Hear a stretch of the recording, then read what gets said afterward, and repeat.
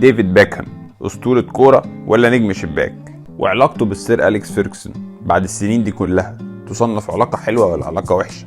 وإزاي كان ليه دور جديد من نوعه في مانشستر يونايتد؟ وإزاي دوره ده اتشقلب لما راح ريال مدريد؟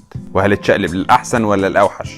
يلا نجاوب على الأسئلة دي ونعرف مين هو ديفيد بيكهام. نفس كروي عميق ونبدأ الحلقة. مدير أعمال بيكهام قال إن ديفيد بيكهام في أوائل العشرينات من عمره خد قرارات أثرت عليه إنه يبقى لاعب كرة قدم عظيم، وده اللي أكده السير أليكس فيرجسون في مذكراته اللي كتبها في 2013. مش بس إن هو كان في الملعب كويس أو نجم أو شاطر، لأ كمان كان مهتم بالبراندنج وبصفقاته اللي بيعملها مع الماركات العالمية في الأحذية وغيرها من الماركات.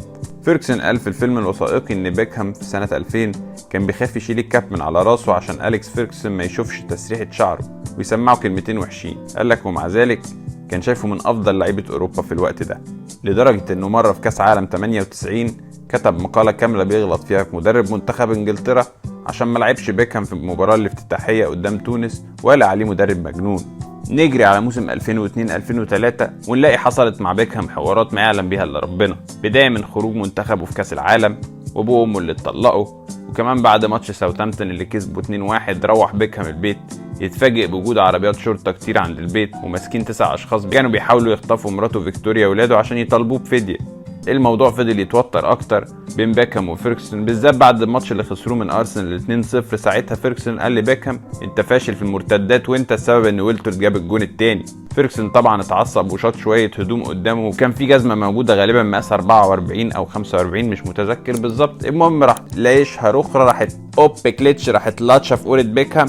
المفروض ان هي عملت حاجه بسيطه، تاني يوم تلاقي بيكهام جاي ومعاه واخد غرز فوق عينه ومقفور الحكايه، وقال لك اصل الجرح اتفتح لما روحت البيت والموضوع هيتطلب علاج. فيرجسون قال لك ده بيحور، وابتدت الدنيا تزداد سخونه ما بينهم. بعد موضوع الجزمه ده ابتدى فيرجسون يفكر جديا انه يمشي بيكهام، بس الموضوع ما جاش كده، كان تدريجي، زي ان يونايتد يلعب 18 ماتش بيكهام يبدا في 12 بس منهم، وابتدى بيكهام يقعد على الدكه كتير، حتى فيكتوريا ابتدت تقلش عليه كده وتقول له شوف لك مرهم بواسير عشان القعده، زي ما تيجي هنا الست المصريه الاصيله تقول له يا راجل قوم شوف لك شغلانه بدل ما انت قاعد تشخط وتنطر كده في البيت. بيكهام يقول لها بس يا وليه قومي اعملي لي كوبايه شاي.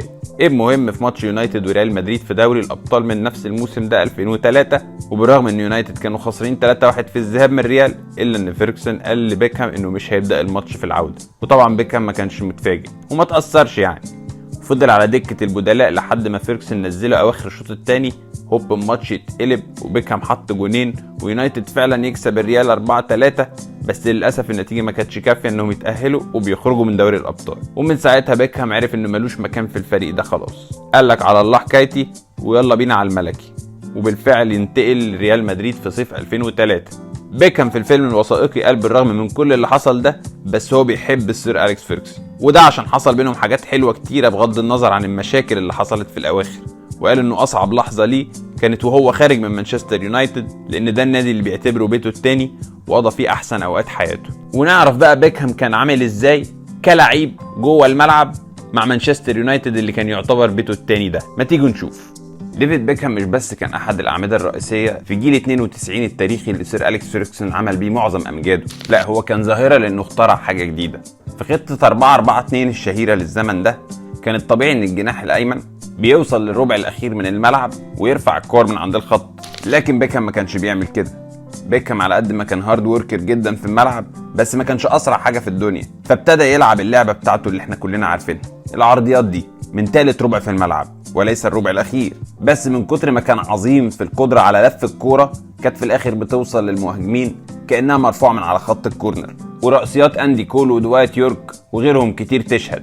الراجل الوسيم ده وعلى مدار مسيره قرب 400 ماتش عامل 120 اسيست مع مانشستر يونايتد، سواء من مكان الذهبي اللي بيرفع منه الكوره دي في الكور المفتوحه او في كور ثابته زي الكرانر والفاولات، تضيف عليهم 85 جون جابهم، يعني بيساهم في هدف بمعدل ماتش لا من الاخر، رقم عظيم. وطبعا نفس دوره ده في نفس الحقبه الزمنيه دي كان بيلعبوا مع منتخب انجلترا في كؤوس عالم اوروبا، وليه طبعا جونه الشهير من الفاول اللي جابه اللي ودى انجلترا كاس العالم، محدش فينا مش ناسيه اللي يوعى عليه، حاسمه للتاريخ. ودي كده كبسوله سريعه عن عظمه ديفيد بيكهام في مانشستر يونايتد. يروح بعد كده في 2003 ابن 28 سنه ساعتها لريال مدريد، وهنا بتتجلى عظمه جديده لديفيد بيكهام. وهنا عظمته بتكمن في مرونته التكتيكيه. بيكهام لما دخل انضم للجالاكتيكوس في 2003، وطبعا ما ادراك ما الجالاكتيكوس ده كده منظر الاسامي اللي في الملعب، كوكبه كده من النجوم افشخ من اللي كانت موجوده في عماره يعقوبيان مثلا، حاجه كده انت مش فاكر مين فين ليه امتى ازاي اصلا من كتر النجوم اللي بتدلدق على بعضها في الملعب. فيجي صاحبنا المره دي يلعب في مكانه بقى على اليمين اللي هيعمل منه الاوفرات والحركات وهاتك بقى يا اسيستات وكده، لا خالص، لانه ببساطه بيروح يلاقي هناك لويس فيجو قاعد في المكان ده، فيلعب هو فين؟ يلعب ارتكاز في نص الملعب، ويعمل حاجه من الاثنين، يا يغذي اللعب من نص الملعب، يا اما لما تفرج كل فين وفين وفيجو يضم يفتح هو في اليمين ويحاول يلعب من مكانه، وده اللي كان فيه ما ندور. ويكفي اني اقول لك ان حتى في مركزه الجديد ده وفي الخطه الخربانه دي، وطبعا هي خربانه لان هي مجموعه نجوم وخلاص، انت لا عندك ديفensive ميدفيلد يعني لما خط وسطك يبقى بيكهام وجوتي، طب مين هيحلق وراه؟ ولا عندك فلانكات سريعه مثلا بتضغط وهترجع في المرتدات، ده انت يمينك فيجو وشمالك زيدان، قدامهم راؤول ورونالدو، فرقه قاعده قدام اصلا. فما كانتش مفاجاه ان موضوع الجالاكتيكوس ده نجح اعلاميا وتجاريا، لكن الفريق ده فشل ذريع طبعا. المهم في عز الفشل ده نشوف صاحبنا هنا وهو بيخلق نوعيه اللعيب الاندريا بيرلو قبل ما يبقى فيه بيرلو، على راي زميلي في قناه انجليزيه سمعته بيقول كده وعجبتني فقلت اقولها لكم. فبيكهام ابتدى يتحكم في ايقاع اللعب من نص الملعب، ويلعب بينيات يمين وشمال وثروهات في الهواء في ظهر الدفاع تخلي المهاجم هو والجون، وعمل اللي عليه وزياده بصراحه، الى ان في موسم 2006 2007 وبعد ما معظم الجالاكتيكوس اتفوروا والوحيد اللي فضل منهم مين؟ ايوه ديفيد بيكهام، ولعب في الخطه اللي احنا شايفينها دي مع الاسامي دي بالتوازن والتكافؤ ده، ابتدى يلعب دوره الطبيعي تاني، وكانت النتيجه ايه؟ خد الليجا مع ريال مدريد وخرج من الباب الكبير.